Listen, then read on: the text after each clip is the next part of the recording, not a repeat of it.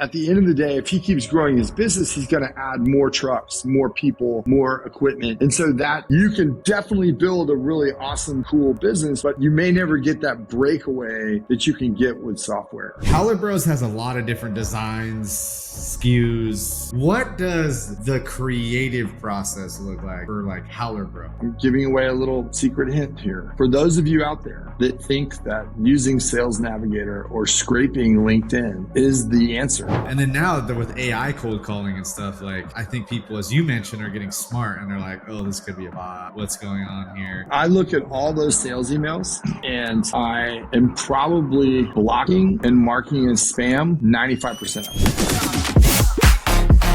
For those listening, Rick, I'll introduce you, Rick, before we get into this, so people can be like, who's this awesome guy, Rick? Who is that weird guy?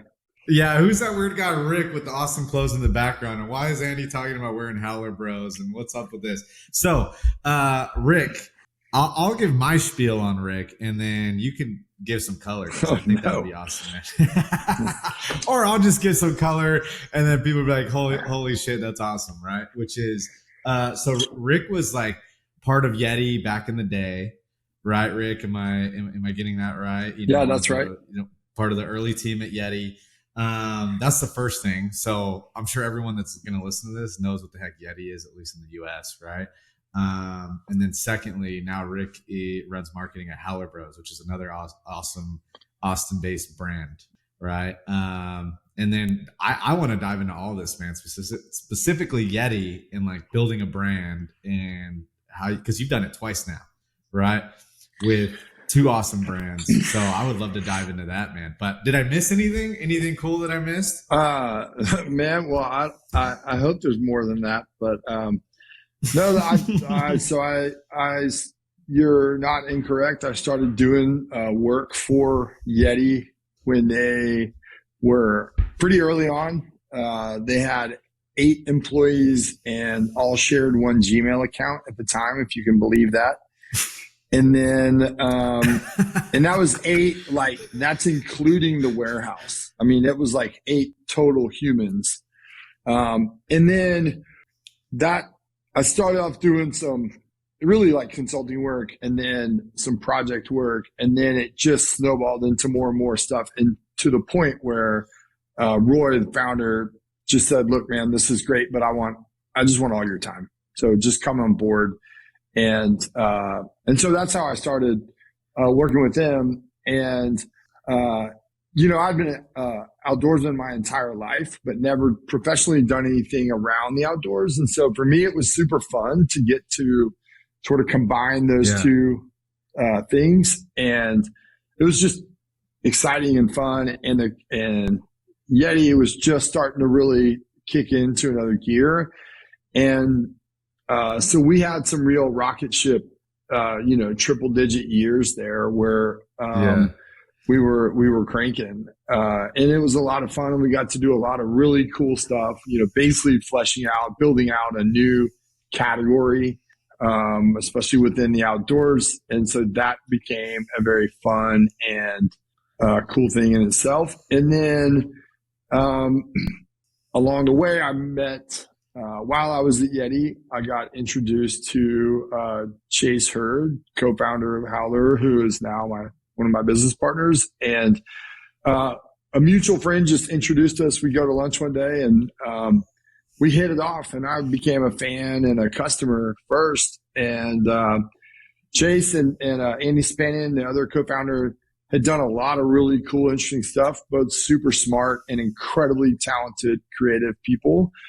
But they had never done, manufactured a product before, and had also never done anything in the outdoor space. And so I just more as a buddy started kind of helping them out or making intros or connecting them to people or suggesting stuff. And so that's how Chase and I really hit it off and became friends. And we would go grab beers like once a month and talk shop. And it was pretty easy, really, and pretty, organic and fun. And then that also started snowballing. They asked me to be an advisor, and then we kept plugging away. And then I reached this point 4 years in where I said, okay, I'm kind of ready for a new challenge, and decided to leave Yeti.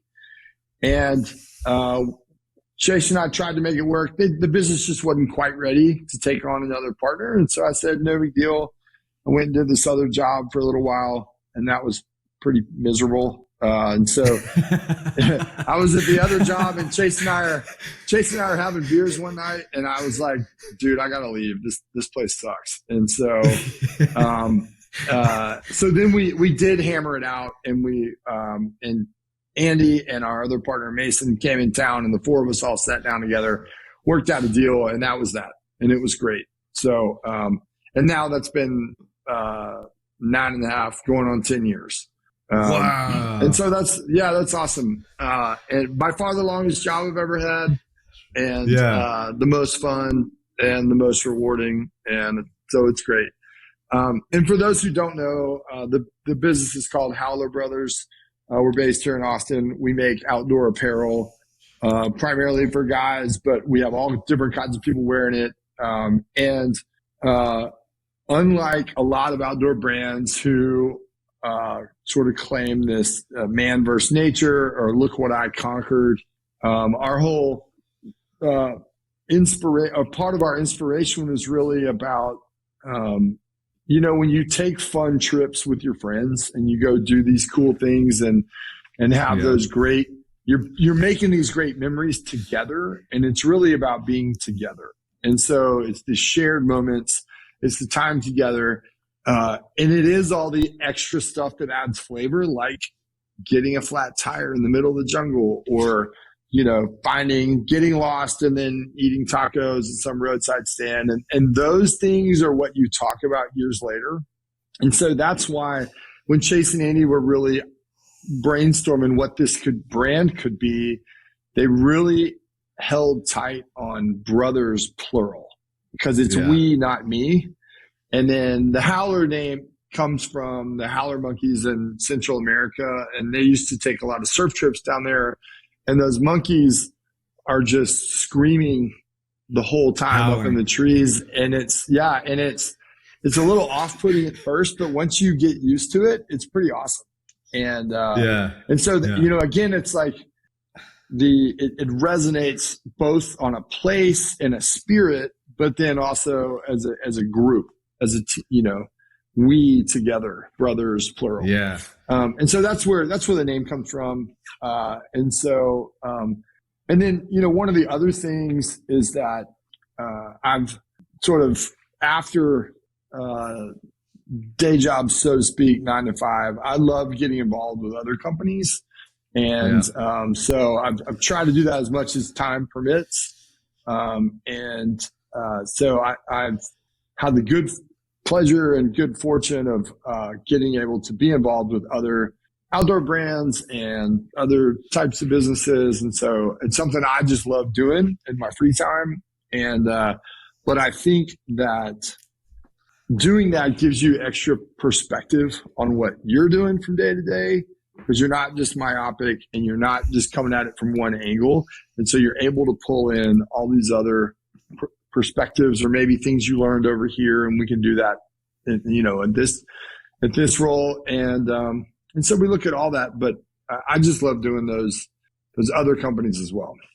Yeah. Well, you are an investor in distribute, and one of the things, and outreach, right? Like you were an early investor in outreach, which I didn't even know that, which is crazy because we connected on LinkedIn, and you're like, oh yeah, I was early in outreach. And I was like, oh my gosh, like that's crazy. So Rick's like this silent, amazing, I would say you're like a silent, amazing angel investor as well.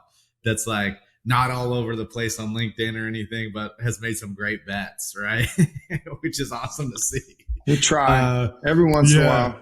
Yeah. So it's awesome, man. And I think what you just mentioned, I think I want to go back to, we had a conversation over tacos a few weeks ago. And I was like so gung-ho, remember, on like, oh, like I want to create this like liquid death brand, but for SaaS. And I want to like let's worry about the merch now. You froze on me. Figure out how we're going to do the merch and da-da-da.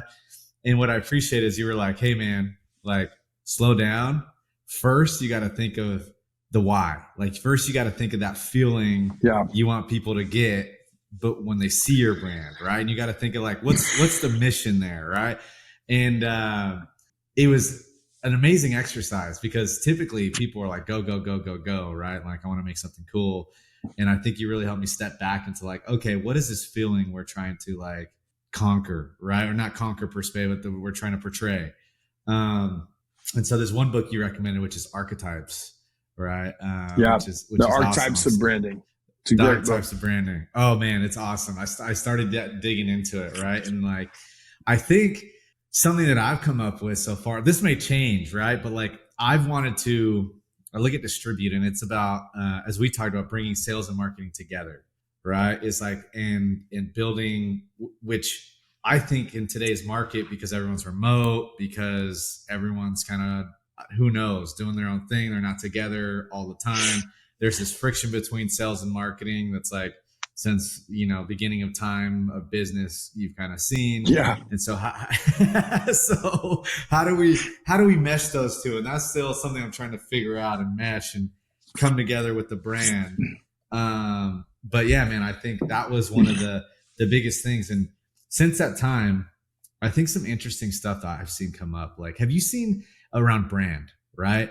And I've seen this brand. Have you heard of Pinks in Austin? They're like a window washing business. Oh yeah, they're well, the founder lives right around the corner, and they're friends. They do our windows. They were here yesterday washing our windows.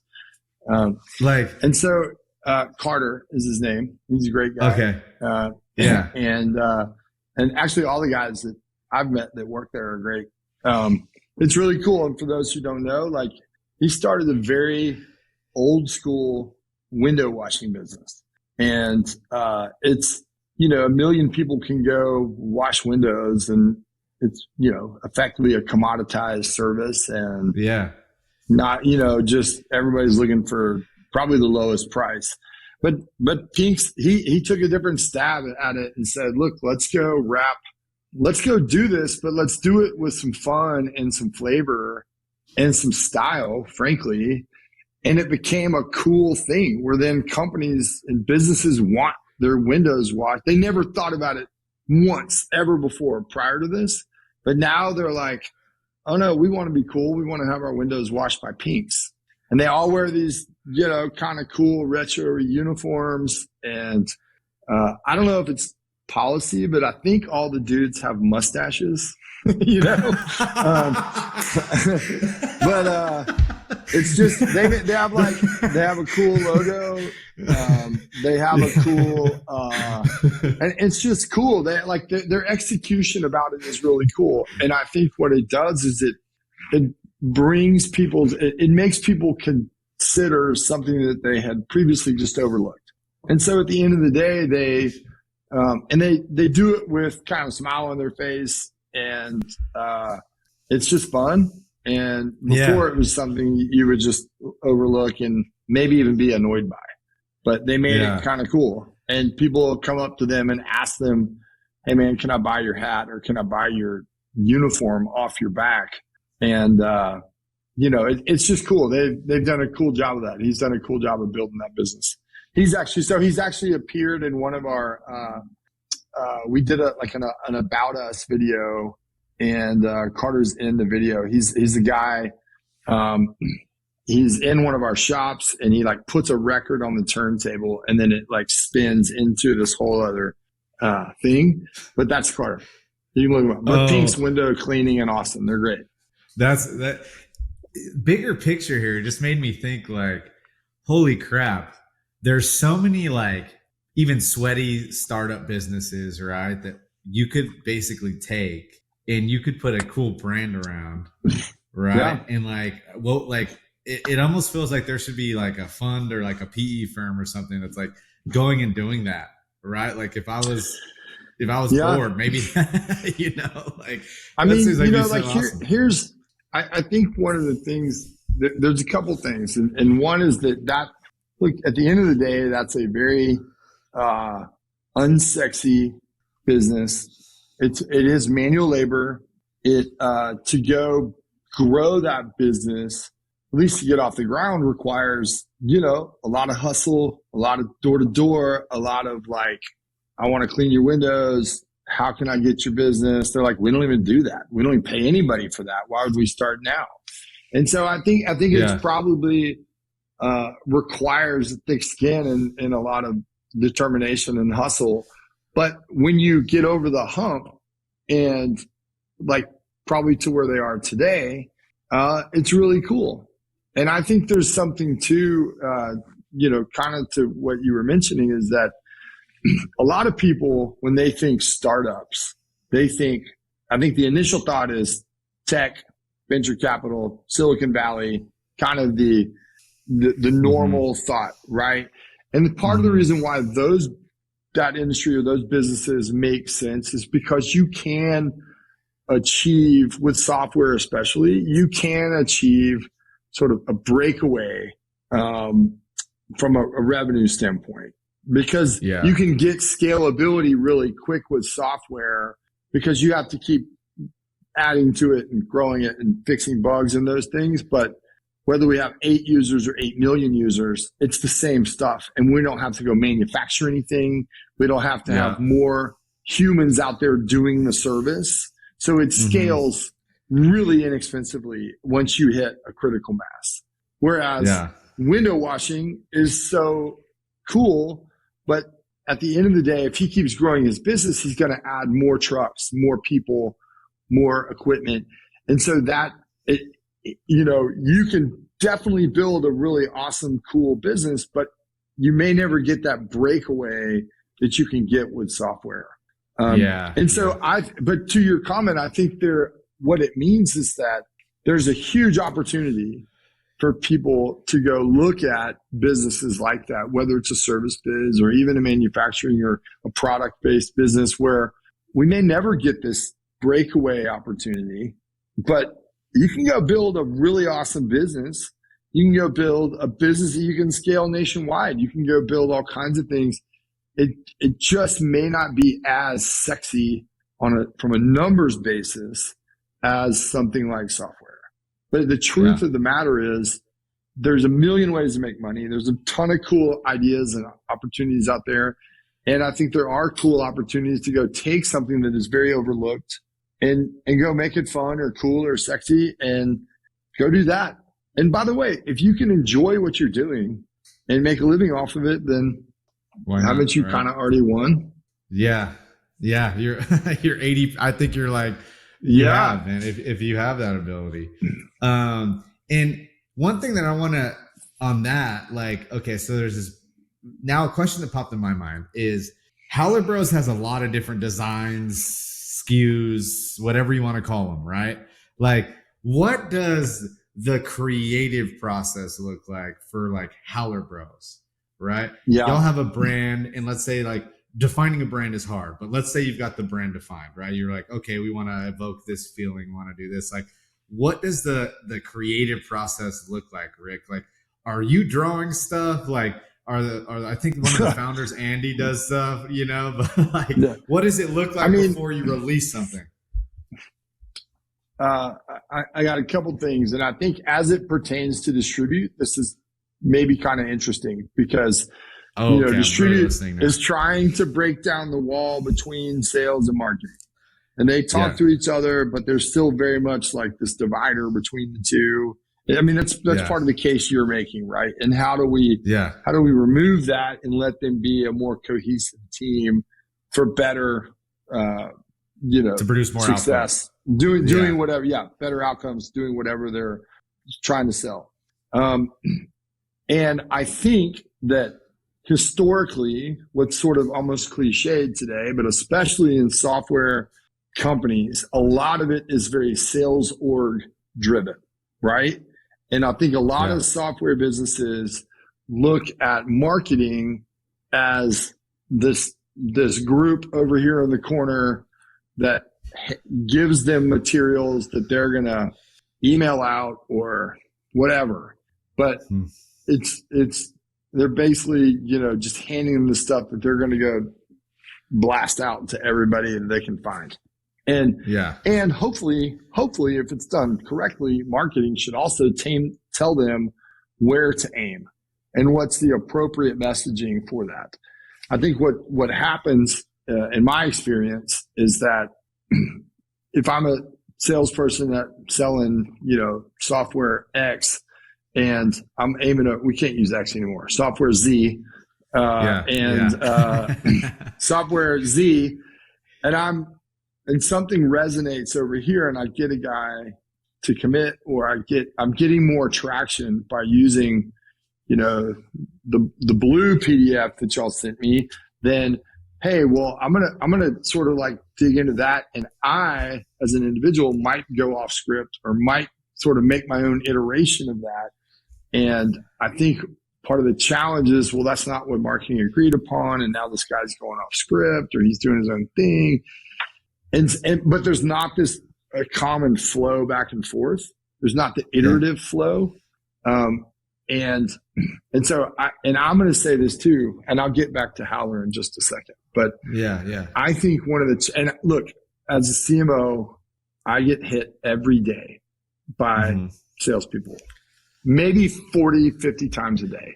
And they're calling, they got my cell phone number somehow, these SOBs, they're mostly emailing me, but also they're like LinkedIn spamming me and all this stuff, right? And so the first thing I do every day when I sit down on my laptop is I do one pass of all my emails, and just like a lot of people, I get rid of the junk, I get rid of the stuff I'm not interested in. But I look at all those sales emails, and I am probably blocking and marking as spam 95% of them. And I want to say that because it's an issue today. And this tactic that's 20 something years old that has not really evolved. And frankly, I think I could blame an individual rep for being lazy, and I do, but I also blame that manager and frankly, that VP or that whole chief revenue officer for being lazy and running the exact same offense and putting the same cookie cutter down despite the fact that the world has evolved. And so and I'm going to say this, I'm giving away a little secret hint here, but for those of you out there that think that using Sales Navigator or scraping LinkedIn is the answer, there's ways for us as the innocent targets to filter that crap and to make sure that we are I know when you do that. I know when you do that based on, I'll put it this way, based on our company profile and based on my personal profile. And so my rule of thumb, when I go down in the morning and I'm sifting through my inbox, if I know that you scraped it or automated it and you didn't put a damn lick of time or interest or effort into personalizing to me, and not a automated personalization. I'm talking about you dug in and understood who I am you're trying to reach. You get block this sender, mark as spam. and you're going to go in this perpetual hell over here, and that's fine. But here's why. I think no matter what you're selling, if you are not making an effort to make it relevant and to give a shit about what this person, who they actually are and what they're trying to do, and this software as a tool is trying to help them, or services for that matter. I'm looking at you, all you digital agencies out there who are just so lazy about it. But listen, if you're not making that effort, to try and at least tailor what you're saying on your very first message to me, then I don't have time for you. And I don't think you're actually good enough at your job, no matter how good your offering is. You're not good enough at your job to actually like connect with me. And so you go to mark the spam and block sender. And there's a lot of tactics out there that I really despise that sales orgs use. I can list those for you. But I think the other thing is that it's way overlooked is all these people targeting me as a CMO, a marketing person at a consumer products company. I'm a marketer. and then you come at me with a non-personalized message. It's not, you put no effort into it. You're trying to do a one size fits all approach. You also, or if you come at me and because you have copied and pasted into some BS like blast platform, I don't want to name any of these shitty platforms I get peppered with, but like all these, a lot of the sales platforms that people use, here's the deal. It'll be in like different sizes, different fonts, different whatever. I'm like, I'm a marketing person. All these details matter to me. And you're basically saying they don't matter to you. So you've taken zero interest. You're not even using your brain. You're just trying to like connect these. Oh, if I sync up my sales navigator to my email barfing platform, I can just spray this stuff everywhere. You're out. You get $0 from us and you're going to get reported. But here's the thing. And here's like, look, man, I understand. And what happens is, which is how the world evolves, but like, people like me say, I want to mark this as spam. And so then Gmail or whoever says, oh, we're going to start filtering these into a promotions tab. Or then, oh, we're going to do this or that. Man, to preserve our URL, our ISP, we're going to come up with this. We're going to use a second domain just for sales outreach. Aren't we smart? If I see that, spam. Block sender. If you're using, and look, I'm not saying you know all the truth. I'm telling you, because here's the thing. To me, it says you're being insincere, and you're not, and you're probably not making an effort. You're just trying to find a way around the rules to keep automating, which is what I'm trying to avoid. And so I similarly try, and when someone does make an effort, genuinely makes an effort, then I try to say, hey, I'm at least going to read this email. I'm probably going to respond to him, even if it's a hell no. I'm just going to respond to him and say, hey, man, I appreciate that you made an effort, and this isn't right for us, or we're not looking for that right now. We're happy with our existing provider, but thank you. You can take me off your CRM, but like you at least made an effort. But so here's a list of bad executions. Actually, I have a whole file where I PDF it's called bad sales emails, and I save them because it's basically how like what to avoid. But I think using a second URL, I think that looks incredibly insincere. I think using one of my least favorite things on earth is, and I think it's really scammy and spammy, is to try and send an initial outreach sort of disguised in a LinkedIn connection invite. Not a message, is people will send you an invitation to connect, right? I can send you a message even if we're not connected. But if it's they send it you can put a note in an invitation request, and I think the people who are not as savvy say, oh yeah, I'll accept Andy's request, and then I'll tell him I'm not interested in his software, but I've now opened up my connections to you. Mm-hmm. It's like people spend a lot of time engineering this shit. I think, but really I think when you come to like email outreach, when you don't make an effort, you're not making it personalized and less about me, but really about our business. And what are we trying to do? What are we trying to accomplish? What are maybe our pain points that you could solve for? I think one of the things that just aggravates me is when it's just lazy. I don't know if you heard about this. Gmail Outreach sent out an email. You probably saw this all over LinkedIn if you went on LinkedIn. But Outreach sent out an email, and it basically went over the new Gmail regulations starting February 1st, 2024. Did you see that? Well, okay. So there's this thing. So forward it to me so I can be ready.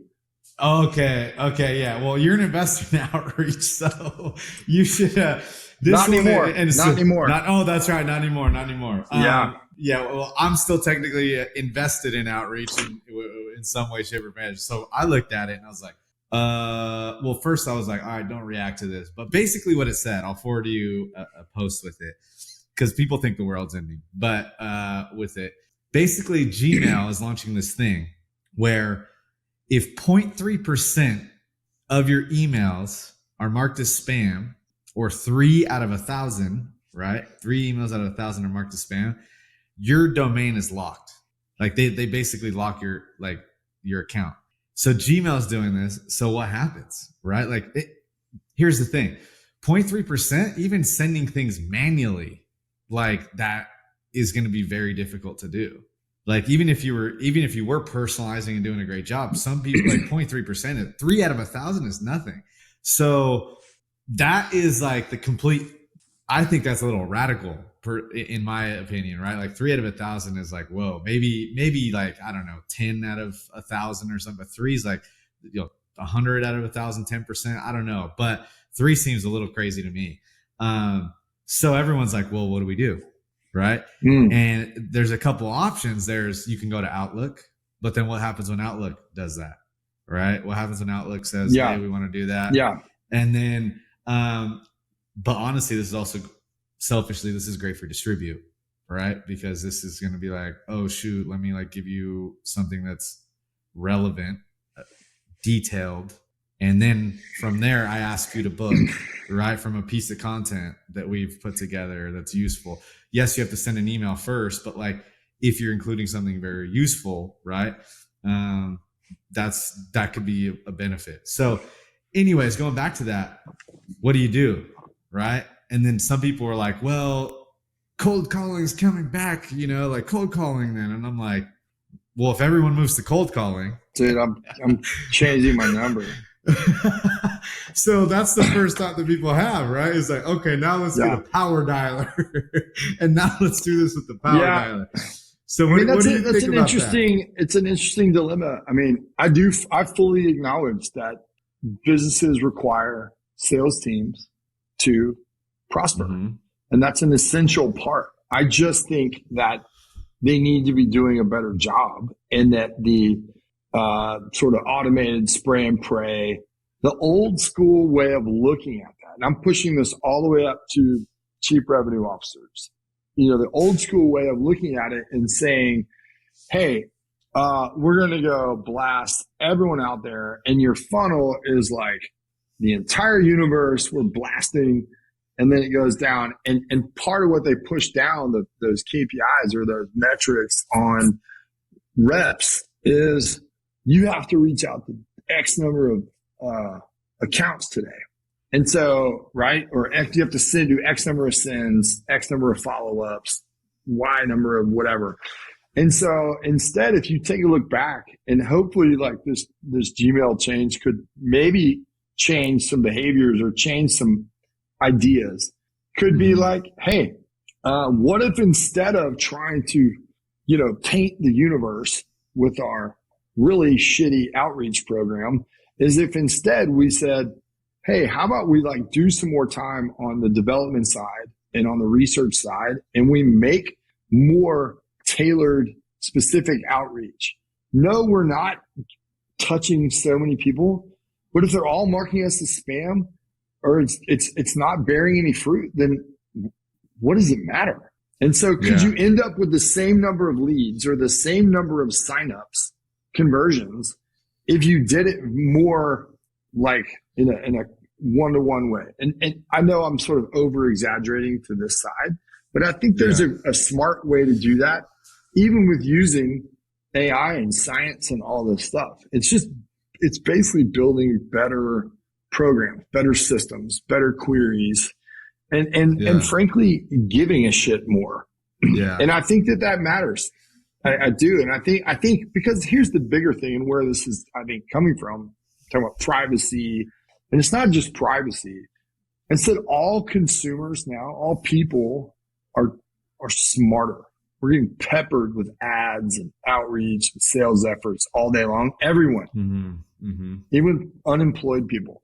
And so I think that we as citizens are becoming more in tune with that, and we're becoming better at spotting it. We're becoming wiser about, if I click this, they're going to get me. The tracking pixels, like the whole deal. And so for me, I just think that I hope that what all this means is it will sort of stimulate sales orgs to say, well, how do we just be better and do better? And how do we do it in a way that provides better connections and probably better fruit than doing something that's just like this blasted out, the more the merrier. I think that's where I'm coming from. Yeah. But, I'm sure just like all these things, like everyone thought the sky was falling when the new iOS came out or the new, whatever, Google Analytics changed or whatever, and people find a way to work within the new parameters or to work around the new parameters. And so I guess, this is like whatever. It's no different. It's just, they just move the goalpost a little bit and you got to go figure out how to get there. It's I think a couple things are going to happen. I think one, we're going to see more of these multiple domain systems coming out, right? Because people are going to be like, oh, okay, well, we can't rely on one domain, or even if it's a second domain, we need hundreds, right? So I think that's going to come. Yeah. There's I don't know if I haven't heard if Outreach is working on anything like that, but I would assume if they want to like save email, that would be on the roadmap. Right. Like if they want to like keep the email thing going. So I assume they would be working on that. The other thing that I think is like these like these content influencers per se, B2B, like the LinkedIn influencers are going to be like very sought after. Right, for attention. Yeah, I think it's good for them being one. I think it's great, right? I think that's going to be super great because people are going to realize, oh shoot, like we need to double down on influencer marketing now because we can't get in front of people with just blasting. And then the third thing is, I think what people are going to start doing is they're going to move to cold calls, right? But I think that's a short-term kind of fix that people are going to do. And then they're going to realize that, and then that's going to tank, right? Because if everyone's doing cold calling, then, right, like it's just going to become like what happened to email, right? Very, very similar. And then now with AI cold calling and stuff, like I think people, as you mentioned, are getting smart and they're like, oh, this could be a bot or this could, right? Like what's going on here? So I think that'll get interesting. So I think it's going to come down to content, like getting better at content, creating that connection through brand. Like I really think like that's going to be huge, right? I would argue that instead of this, like we're at historically past 20 years today, the arguably the tip of the spear is very sales org driven. And yes, there's landing pages and yes, there's whatever. But since if URLs are getting taxed, penalized basically, and phone numbers get penalized and you keep if you buy the same domain with every single TLD ending on it, like someone's going to figure out how to just like stop all that. But I think, but also isn't that's just sales orgs wanting to do the same shit and just hating that this new rule has been made. So, we'll just go buy all these new domains. We'll go buy all these robot numbers. We'll do all this whatever stuff. That's just them wanting to run the same offense despite where the new boundary is.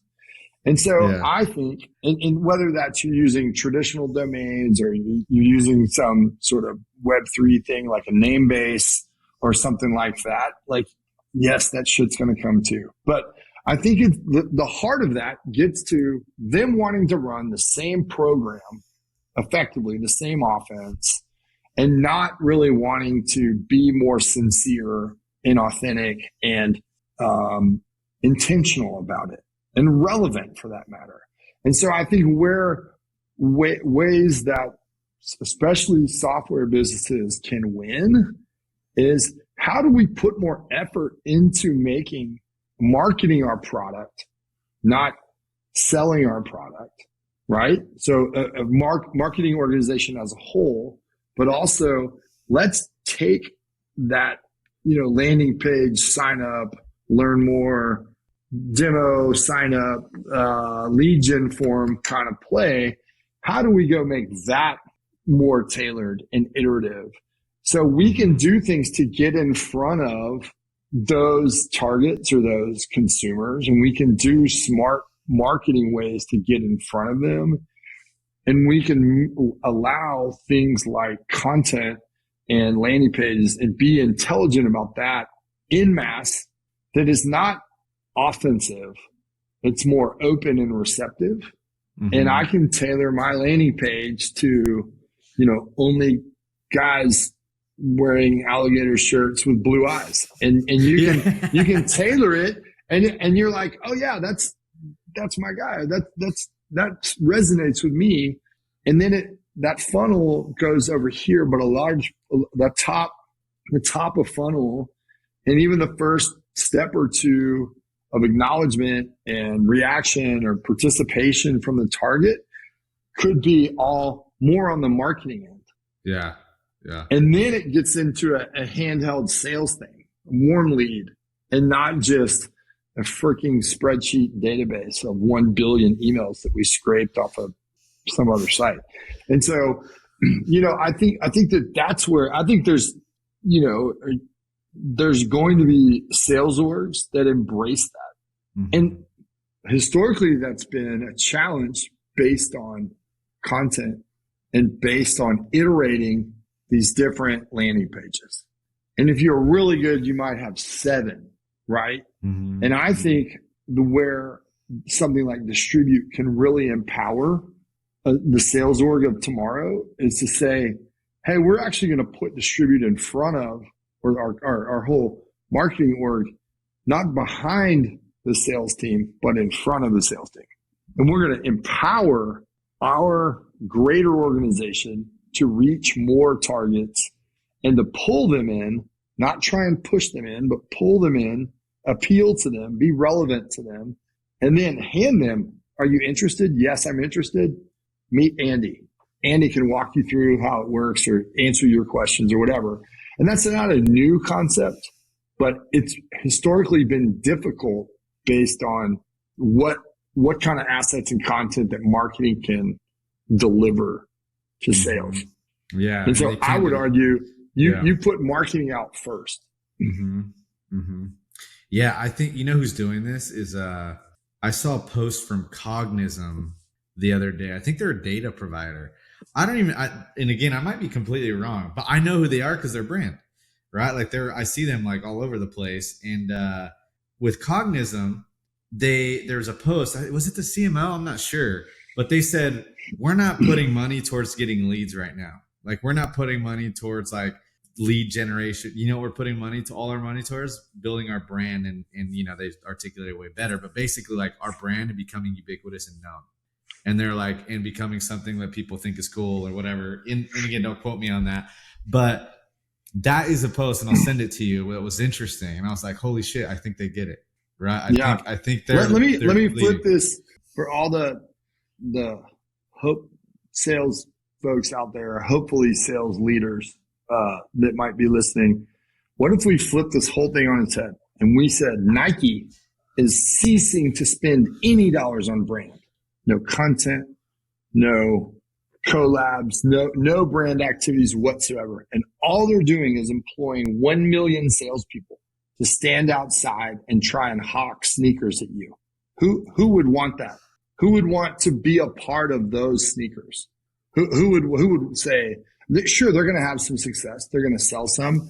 But if I walk down the street and there's 37 Nike guys trying to sell me sneakers, sales orgs as a whole have sort of gotten, or even I'll zoom out and say companies have gotten away from that, and where brand activities have a real opportunity to pull people in. And that's very different. Yeah. Very, very different. And that's hard, right? I don't even know where to start with. Well, I know where to start with it. I have some ideas, but it's almost like that's like on the art or science spectrum. That's like more of the, and again, this is from, a novice here on the brand side, but like, I feel like it's so much of an art, right? Like you almost can't you can't put that together in a week, right? Like you can't like it's hard to like put the pieces together. Well, it's a like, process. Yeah, It's not. And look, some of it is built on trust, and trust is not gained instantaneously. And so, I think you have to start, and then you layer these things up, and you build over time, and you keep doing it, and you provide that drumbeat because you become dependable for what you do. And I don't mean like, yes, reliable, but reliable in the sense that you keep putting this stuff out there. Like it's consistent. I think it's you're earning trust over time, even if I don't need that right now. Like here's the win, right? I have seen enough brand activities from a cybersecurity software. Maybe I don't have that need. I don't have a cybersecurity issue. I don't even have a website. You know what I mean? I don't have anything that even relates to that software. But I already have an opinion of who I would call or who I would reach out to should I need it. Then when I do have a need, because I put up a website and it gets hacked, or I put a website and there's an issue or whatever, I already know who I'm calling. Who are who are like the brands you look up to today? Like that you think are doing a superb job, right? Besides Howler Bros, of course. Yeah. I mean, look, oh man, I think you'd have to look at different categories of things. I mean, I'm a massive Nike fan, so I love all the things they're doing, and they're so big and they have so much money, and they're trying to cover all these things. But like what they're doing, one of my favorite ways they execute is not even on the biggest stuff, is the way they execute on Nike SB, the skateboarding line. Oh, and so when you go to when you look at Jordan, or you look at like some of the other icons they have around product lines, or categories, or even sports, like soccer is a great one. They do a lot of really cool, incredible soccer stuff around the world. But the way they do Nike SB is really because skateboarding, if is a very it's very communal, but it's a very independent thing. It's me. Can I pull off this trick? And I'm going to do it 300 times till I figure it out. It is very communal. Yeah. There's who's doing a pretty good job too right now building a brand is Macklemore, just because I was in Seattle before, so I know him well, with his Bogey Boys. Amazing job. Obviously he's got leverage because he's famous as hell. Yeah. Right. But also the vibe that I think that he's given is he's trying to say, hey, golfing shouldn't just be for old white dudes, right? Golfing should be country for clubs and all that. Yeah. Like golf is a great example. There's a ton of startup offspring golf brands that are doing something very different, and I think I love seeing that. I love playing golf. I don't play very often, but I love it. And I've always wanted something more than what was offered at Golf Galaxy or at the Country Club Pro Shop. You know what I mean?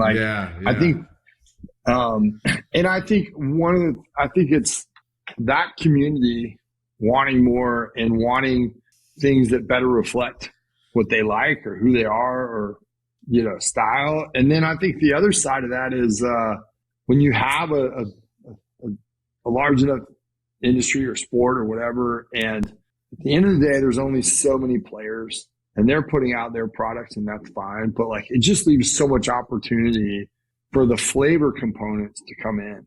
But man, Rick, this was awesome, dude. I feel like we could talk all day about this stuff. So yeah, man. Yeah, man. Thank you for coming on, big time. It's been freaking awesome.